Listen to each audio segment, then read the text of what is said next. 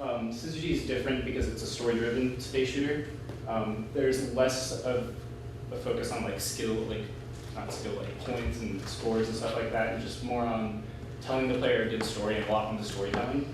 And we combine both side and top-down field of view, so sometimes the ship will be there and the camera's above the ship, and then sometimes it's on the side. So we took both styles of shmup and mashed them together. And you have multiple crew members and multiple abilities instead of just firing. You can also hack into your enemies, you can use your EMP bombs to knock out people. And yeah, we won the Sammy Award for it, the first ones. It was definitely hard towards the end there. We all burned out. It was it was the first game I made from start to finish, so it was definitely a lot of learning in there. And one of the biggest questions I get when people ask me is, how do you sustain as an independent developer, especially when our game, it got released on the App Store, and we haven't sold that many. We've sold about 100 right now. Not enough to really sustain off of. So one of the ways in which I've been able to sustain is I work with the UC Santa Cruz Astrophysics Department, and there I got contacted by them through Max. Max knew someone in the art department. They wanted to get the science and art parts of UC Santa Cruz to collaborate more, and it was a big project for that. It was just like 20 hours a week flat rate, so it just seemed like a great job to have, and I was able to work on my stuff and also work on their stuff, and it just code all the time basically. But, the app itself, I'm taking the 14,000 systems, not planets, that they have found in using the Kepler mission. It's this telescope that's just like looking at this piece of space, and they see shadows that come across each of the stars, and from that data you can figure out the orbits of each planet, you can figure out the mass, the period, and then from all that you can also figure out the composition of the planet. And I've been developing an iPad app that really allows people to see and do these things, so that it's nice because it really gives me an opportunity to do my own thing at the same time. So, do you want to talk about marketing a bit? How we market the Yeah, sure. What we did initially was try to reach out to every iOS website we could possibly find, which yielded some positive results. We got mentions on 4 or 5 sites, I think, on initial emails, but after that it was just a lot of spam and people asking for like $150 for a review. And the site, you can tell, was thrown together like with a WordPress like preset, and was more than likely just a big scam. So Twitter, surprisingly, has been very effective in marketing our game. We've gotten in contact with a lot of people through Twitter. I would say that, in fact, we've gotten a bulk of our late quarter sales in Syzygy just directly off of actively being on Twitter. Mm-hmm. People adding us, and then we'll get, right after they add us, we'll get a sale the next day or something like that. So, another way in which we've been trying to market our game, and lately, is I've been thinking about doing more tutorial type videos and really just showing more of the game development process. So I was going to reach out to places like r/GameDev and start posting a lot more about what we're doing. And same with indie games subreddit, also on Reddit. But we've basically learned it's incredibly hard to market on mobile devices. There's 10 to 20 apps approved every day, and if you're not in the forefront featured app, you're pretty much buried. Yeah, I think we were in the new page for like 4 hours. Yeah. So, it also is extremely addictive to try and market your game. You can just do it for hours and hours and endlessly just sit there doing that, almost as much time as actually making the game. So another thing that we've been working on lately is that Syzygy had a lot of bugs in it. It was a game made by 10 senior game designers who hadn't really made a video game together before, let alone by themselves. So there was just a lot of messy code. And the game crashed on 1 out of 5 every first generation iPads. Not really sure why, but it did. So I spent a good month or 2 just like digging through months of old code written by other people that weren't me, trying to figure out where it was. It eventually stopped happening. I'm not sure which bug of the many it was that caused that. It doesn't do that anymore. Testing. Yeah. And the other thing we've been doing for Syzygy is we've been working on an update. We've been adding leaderboards and achievements, and that's pretty much done, but we're going to wait to release it a bit more to better coincide with the release of our next game to kind of like use it as like a marketing tool in itself. We've also been working with one of our friends who is right there on a Japanese translation of the game. We're doing full voices in Japanese and text subtitles, so I'll actually play that version more than the real version. I mean, we've heard the English spoken Syzygy thousands of times by now. It'll be a nice change of pace. It's going to be really funny. Yeah, it's going to be great. We also ported it over to the Kindle Fire and the BlackBerry Playbook. Those just got released. The Kindle Fire version got released yesterday, I'm pretty sure, or 2 days ago now, I think. And the BlackBerry Playbook version has been out for about a week or two now. We still haven't heard about sales on either of them yet. I haven't checked the Kindle Fire version, actually. Yeah, no, I didn't see it on the App Store this morning. I guess the other thing we were working on before all that, I should have worded these better, was I was working on developing my own game engine right out of college. I called it the Terra engine. It was supposed to be just an engine where it would be really easy to throw in assets and get them like working in game. And I developed a quick bunny run prototype using this, and I also used it in the Kepler app. But mostly what I've learned in the past few months is names can make or break a game. Our game has a really complicated name that is really hard for people to remember or say. It's really funny, even sometimes my parents, like every single time I'm talking to them about it, they never get the name right. So we definitely needed to make a new game, something that had a catchier name and something that was easier for people to remember and keep in their minds instead of having to struggle to figure out how to say it or what it was. We also realized we were kind of a niche genre on a niche gaming platform. Not many people game on iPads, and not many people play space shooters, and not very many play space shooters on iPads. So we definitely learned our lesson there. So I think for the future, what we want to do is not just target the mobile space and target more the PC space as well, and maybe consoles or something else. We'll see. We also were going to be on a reality show. We got contacted by a casting director from IGN who wanted us to go and audition for it. We went to IGN and we auditioned, and everything was great. We were going to use Unity to make a game on the show, and we'd compete in various game challenges. We started using Unity in preparation, and I pretty much fell in love with it. I thought it was great, and I think the funniest thing was a lot of the engine I was building myself, a lot of the functionality I wanted in it was already there in Unity, but it was actually implemented in Unity, whereas mine was just on paper because just one guy coding away at a computer trying to catch up. So we decided to do Bunny Run in Unity instead of my own engine, which we were working on, and this actually was really great. We also didn't make a reality show, if you guys didn't realize. It's for the best, really. It's for the best. It was good because we actually did discover Unity and fell in love with Unity. So our game gained a dimension, or half a dimension if you want to say that. It's still a 2D game primarily, Bunny Run, but it is now like laid out in a 3D space, and I'll be showing you a little bit here. And you guys want to talk about Bunny Run a bit? Yeah, sure. Matt? All right, so Bunny Run, I first came up with the idea in my freshman year of college. I was in the E.G.G game design class, and my game was Bunny Run, and at the end I came in second place and got business cards from all the local game dev dudes, and I was like, oh cool, like this is sweet. And so it was a lot of fun, and I really liked the idea of just like a monster chasing a bunny, and you have to jump over obstacles and stuff, and I wanted it to be simple and easy to code for myself at the time, because it was just me and I was just the artist, and wanted to do simple coding. Anyway, and Peter helped me do the music for it, which was pretty funny at the time.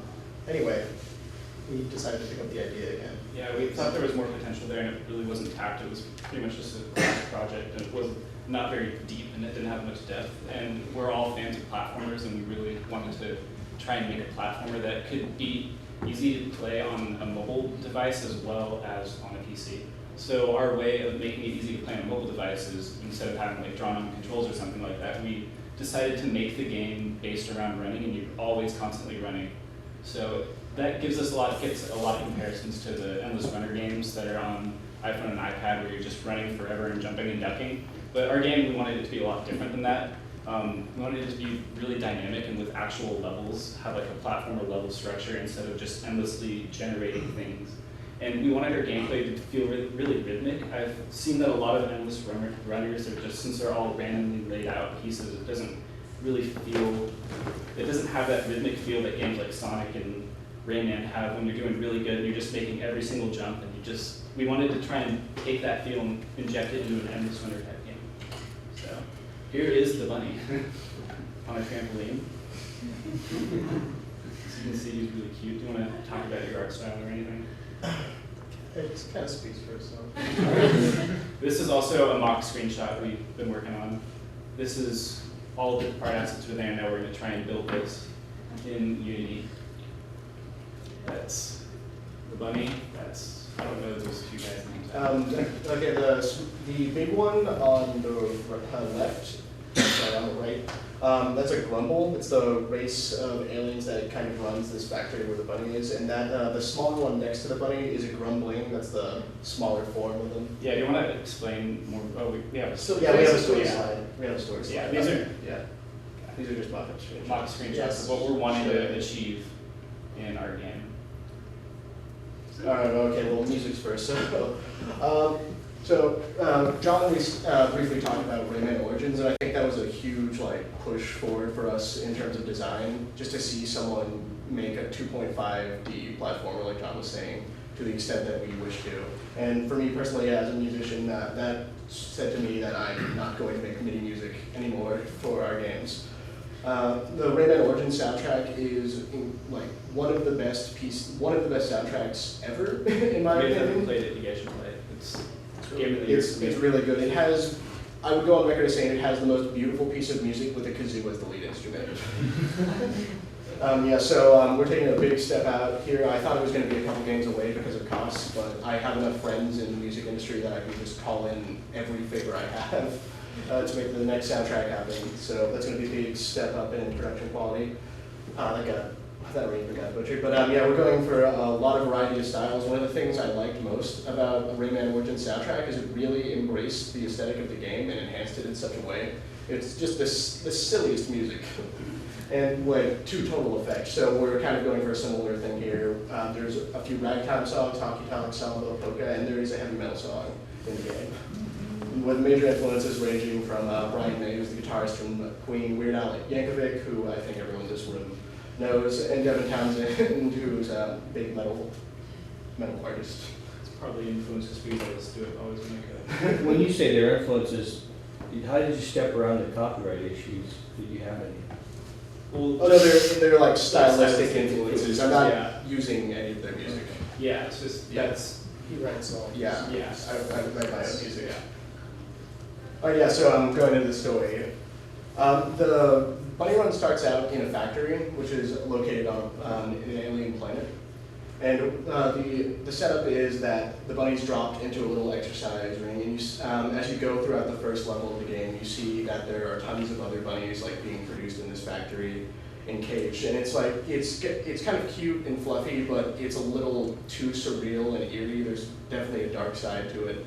And it just becomes increasingly clear that this is a terrible place, and that we wanted to really give the bunny proper motivation for constantly running. So Carl, who is the main antagonist of the game, he's on the screen for, I'd say, 95% of the game. His job in the factory, he's a security guard, and the bunny has escaped. And if he doesn't bring the bunny back, he gets fired.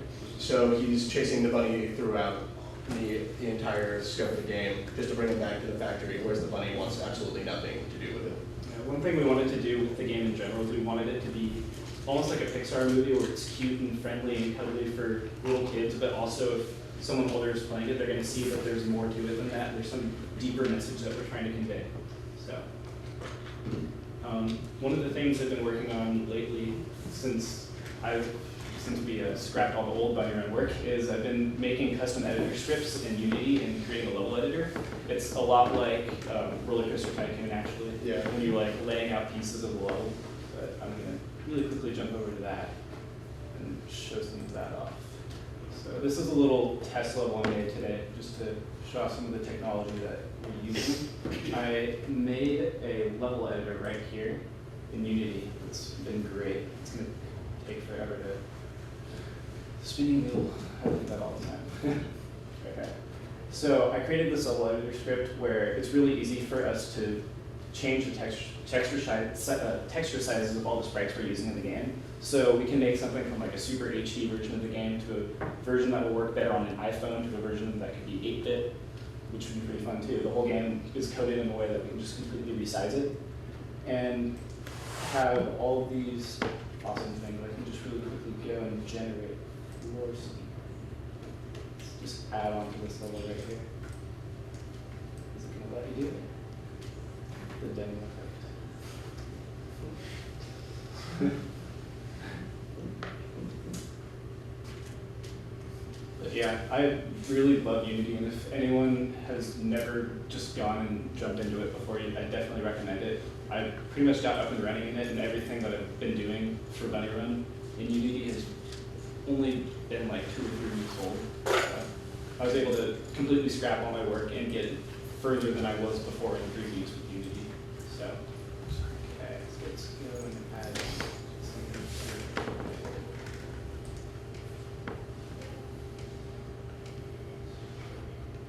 I don't think it's gonna work right now.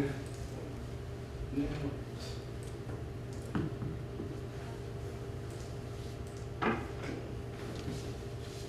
Much better.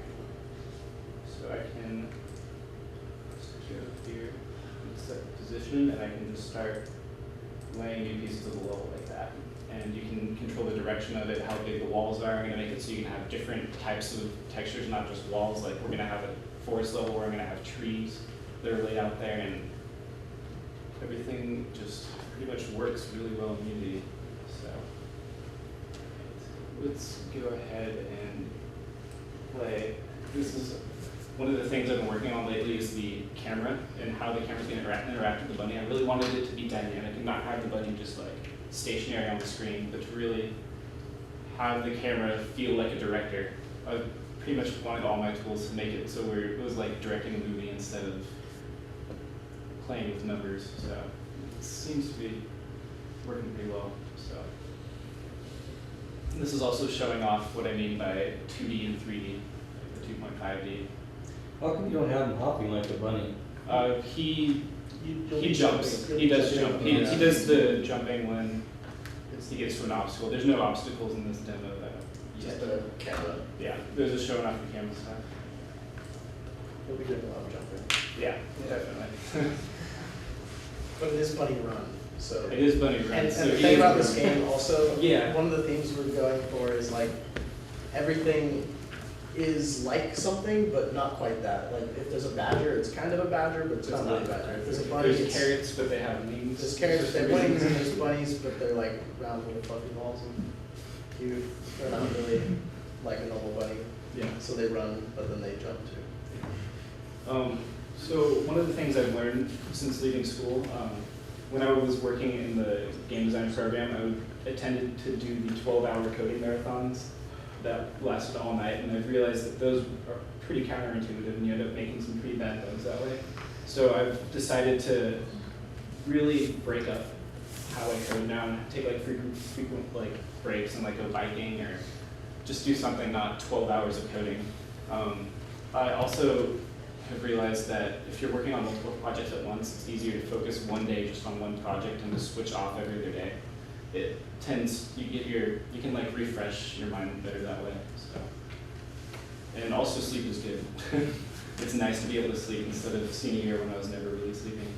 It does get really easy to get caught up in your work when you're working at home. I pretty much work right where I sleep, which is also right where I watch TV, where I play video games. So a lot of the times I just sit there and code all day. It pretty much becomes your life too, even if you're not really wanting it to be. It just takes over. Everyone knows you as the guy who makes video games. You're pretty much, it's not very often that people just make video games in their. Is this a 12-step program for me? Yes. Also, one thing I wanted to talk about is the reasons why we're kind of doing the thing we're doing and not going and working at a company like EA. It looks like that consoles are becoming less relevant today, especially with all the cloud gaming stuff that's coming around and all the growth in the mobile platform as well. the gap between PCs and mobile devices are narrowing, especially with cloud gaming, and with Epic bringing their Unreal Engine to the iPad. And there's the Steam app coming out. Yeah. Whenever it gets approved by Apple. And then, It came out today. Oh, did it? And when I had a little brief stint with commercial games, I worked as an in-house QA with the programmers on Some Animals Africa. And it really gave me a feel for what it would be like to work at a studio because I got to see people in the jobs I was eventually going to be in. And it was pretty fun. I mean, the game wasn't that good. Everyone knew it wasn't that good. They were just kind of making it because it was their job. And towards the end of development, the whole team pretty much was notified that their section was being dissolved and they weren't going to make any more Sim Animals games. So everyone didn't know if they had a job like a month later, so everyone just kind of, the atmosphere just got really sour, and it wasn't a place I really wanted to work, and I left there just with this like weird sense of, like, this is what I'm eventually going to, but I don't really like it. So it kind of, I wasn't sure if it was that I didn't want to make games or if I didn't want to work at a company like that. And it turns out it was just the company like that. That's actually what Bunny Run is about, is us running away from the big game industry. And, I mean, this doesn't just happen with bad games like Some Animals Africa. It happens with games like LA Noire. The whole studio got shut down, even though like everyone loves it. It's innovative. Homefront as well. It wasn't a bad game. It was an average game, but they also pretty much went under because of what they did. And if you're pretty much not a Farmville, World of Warcraft, or Call of Duty, Black Ops, your job is not really secure in the commercial games industry today, it seems like. Meanwhile, in the independent games industry, there's games like Minecraft, Super Meat Boy, Braid that are just, Bastion also is a great one, that are just really innovating and bringing neat ideas that couldn't be done at studios like that. So some people say that what we're doing, making independent games and not really making a living off of it yet, is risky. But I mean, it's not any less risky than going and working at a big company where your job isn't secure. And this way we're able to be creative and have our own IP instead of just writing dirt shaders for Call of Duty. So I can get up at 1 p.m. Yep. Whatever. But I found that because of this, it's really not like running a company, what we're doing. It's not like we're working at a company, it's more like being in a band. We each have our own defined roles within it. We have to do our own self-promotion. We have to talk to our fans and be really open about what we're doing. We'll probably sell shirts too. We also, like a band, we view piracy, like a smaller band, we view piracy not as something that's like bad, but it's a way to get the word out about our game to get people to play it. And we've also realized that all our products should be distinctly, whenever someone sees any of our games, we want them to know that it's a Team Krinoid game. We want it to have that brand recognition. So it's something we're really trying with Bunny Run. You're going to see some overlapping things in all of our games. So, yeah. Oh, that got messed up. But most importantly, you should, if you want to make games like us, just make the games you want to play yourself that aren't there, because that's pretty much where we get our ideas from. It's just like, I want to play this game, but it's not there. So, play test early and often, push yourself to make your games better, and it's definitely a risk to do what we're doing, but it's extremely rewarding, and I highly recommend to anyone in this room that is still a student to think about doing what we're doing right now instead of going and getting a job in the industry. So, if you have any questions, or you want to follow us on any of our things, those are our website, our Twitter, and email, and you can also just talk to us. We love talking to people.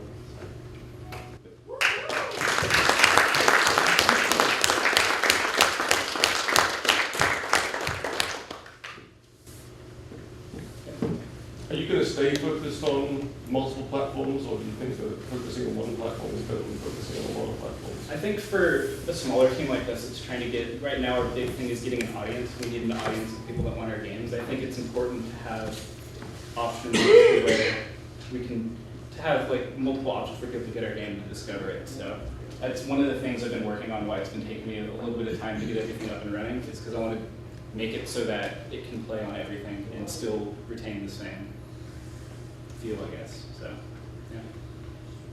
I mean, we focused E.G.G only on iPad, and that didn't really work. So, But Bunny Run's gonna be on everything. yeah. Do you have any thoughts on why iPad didn't work and a lot of other games working great? Yeah, well, I explained it in a other slide. Not a lot of people play the type of game that we made, and it's also really hard to get noticed on there with the volume of games that are out there. There's And also- our type of game isn't the type of game that's popular on an iPad. There's also timing, and there's the name, and there's getting marketing out beforehand. Like, having some sort of build up. I mean, it's true, like Angry Birds was out for like 4 months before it started making actual Yeah. good sales. And then it like exploded. So sometimes it takes time, and then I guess for us, it's the name. Yeah, the I name's mean- gonna help us. I mean, it's good that we it's the can name, it's the rewrite game, that, like so. it's all of it, you know, that's why we're trying to like do it again, you learn from mistakes. We learned from our mistakes, now we're making better. Do it again. So, how long ago did you start using like Unity? What? 3-4 weeks. Yeah, like 3 or 4 weeks ago. And you guys are like up to speed with like. Yeah, I got up to speed with it pretty quickly. It was funny because for the position on the show, they asked if I had any experience in Unity, and I just lied and said I had like a year or 2 of experience. Yeah, I can figure this out. It actually was really easy to just jump into. It's I was really a little intuitive. surprised, yeah. So, So how complex is the bunny? Is it like anything like Roadrunner where you can actually do things to get the monster off his track? I mean, So, how powerful is he? He's gonna be mostly jumping and ducking under objects and stuff, but there will be times when his actions and his progression will affect the monster. and there's other mechanics that we're trying to introduce, like maybe like doors you have to open to get the bunny through and stuff like that. Right, like on a touch device would be, something to do would be to flip levers and switches and open doors for the bunny as he's running. Or like, deflect objects that are flying at you towards the monster and knock them back or whatever, that kind of thing. That's stuff we're like working on, basically. We're still in definitely a brainstorming phase as we're trying to get the level editor completely done. And then we'll work on more of the gameplay things that we're gonna have in it, so. Okay. Have you used any of the Unity Asset Store extensions? We use During 2D, stuff? the 2D toolkit for the 2D stuff, and then I didn't like how some of it worked, so I just dug into his code and changed it a bit. So, But that was useful? yeah, it was great. I loved it. It was funny because that $50 add-on or whatever was a lot of the code I already had written for Bunny Run, the prototype. So it was kind of like I just like bought that code over there. So. Do you have anything like health units, but in terms of carrots or something? When When you you get get special powers to the bunny? Basically, when you fudge a jump, you get knocked back, and when you like successfully get a few jumps in a row, you move forward, you gain momentum. So you basically are trying to stay away from the left side of the screen where the monster will be. And if you get hit by the monster, then the level's over. Right, yeah, it's mostly an obstacle dodging game. There are items you pick up though. Yeah, you pick up The items. carrots are collectible items, Yeah. and we've been thinking about having something, maybe like costumes or something like that, that the bunny can pick up that might like change some of his like abilities. Make him run Acting faster, yeah. jump higher. So it'd just be like a bunny in like a really loose costume. Something we noticed about like, when you play Sonic the Hedgehog, you're usually moving forward and your finger is usually pressing to the right. And you're Yeah. almost always supposed to be heading that direction with your momentum. And as you jump and duck and roll under things, your speed goes up and then you get better and better times. You start realizing that the level is structured so that there is an optimal way to just like get through the whole thing really, really fast. And we want to have that kind of feel where if you're jumping correctly all the time and ducking perfectly and getting the correct momentum, then you can just complete the level really quickly and efficiently. Because if you're always not pushing right and playing, you're not doing it right. Right. So basically our game is like saying you don't have to press right, we're pressing right for you. Yeah. Because then it makes it easier to put it on the iPad. It makes it And easier, you know. You don't have to focus on that, you can more focus on just like Focusing making sure on your the jumps timing and and- right. And the story and the backgrounds, you can actually Yeah. see the visuals better. Do you guys do anything to take advantage of the touch screen? We're still playing around with some games. We did in our previous game. This is currently not running on an iPad yet because I couldn't afford the iPad with the seats yet, but I'm working on that. So, yeah. You mentioned that you could get an equipable item like a different suit or different costume. Would that be something that would be in the game, or would that just in normal play, or would that be something that you would? Or just we were thinking about doing like basically like hats for Bunny Run, but not exactly hats. Just like allow you to buy certain things, dress up your bunny how you want. I wish we were saying that. I don't want to use that. I don't want to use that. Wait, yeah, what am I saying? Yeah.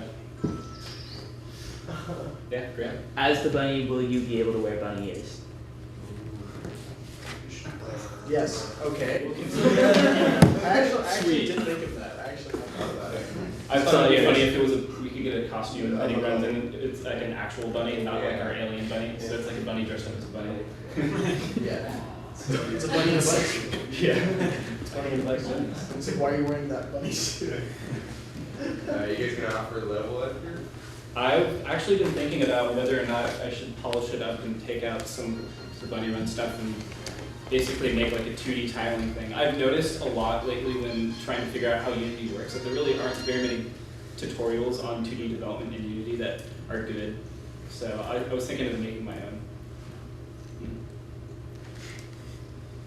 What about releasing after Bunny Run, I guess? Would you make it available so that people can create their own levels using some sort of? It's definitely doable. Yeah. So I mean, Unity's free to download, so we could definitely have some sort of like Bunny Run level editor thing that you can get for it. What about an in-game or additional app?